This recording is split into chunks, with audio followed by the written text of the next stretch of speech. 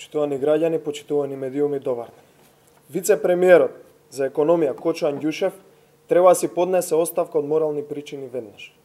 Крајно време е тој да направи нешто позитивно за Македонија и за граѓаните на Република Македонија.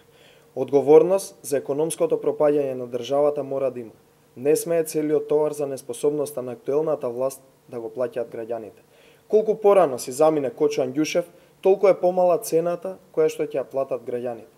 Македонија, за жал, е на дното во Европа по растот на бруто домашниот производ.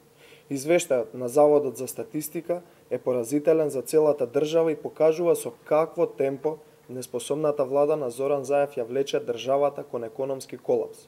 Почитувани, според официјалните податоци на Државниот завод за статистика, бруто домашниот производ во првиот квартал од 2018 година стагнирал, односно забележал раст од минимални 0,1%.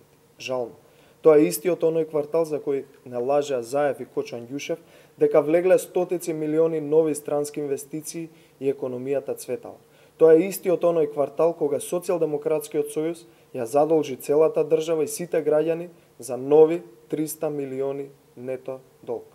Ако на крајот од 2017 година причината за лошиот резултат на бруто домашниот производ беше политичката криза и немањето доволно време на владата на СДСМ да реализира проекти, што ли ќе излажат сега, кога целата јавност гледа дека неспособната влада на Социјалдемократскиот сојуз не може да реализира ниту единствен проект од ветените проекти од предизборијата.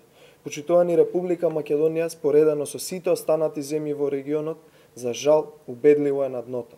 Па така, ако земеме пример, растот во првиот квартал од 2018 година во соседна Србија и во Словенија е 4,6%, или за 46 пати поголем од растот на бруто домашниот производ во Република Македонија.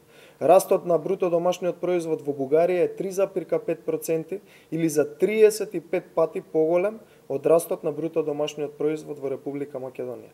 Почитувани, растот во Хрватска е 2,5%, или за 25 пати поголем споредено со нашиот раст на бруто домашниот производ. Граѓаните живеат во беда, сиромаштија и во огромни долгови благодарение на неспособната влада на Социјалдемократскиот сојуз. Стопанството и приватните фирми имаат пад во нивното работење.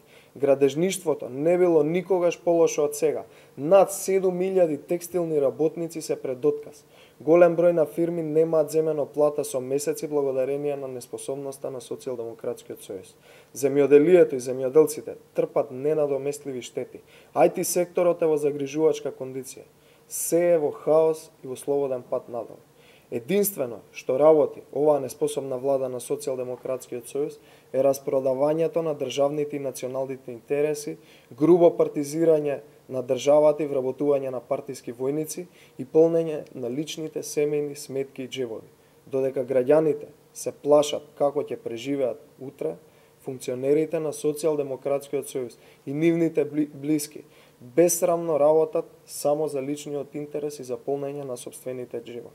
Почитувани, ова лудило мора да престане. Криминалниот картел на Зоран Заев, кој се однесува како влада во обид, мора да се разбие и да падне. Неспособни се, немаат визија и не знаат како. Така да доста е. Ви благодарам на вниманието.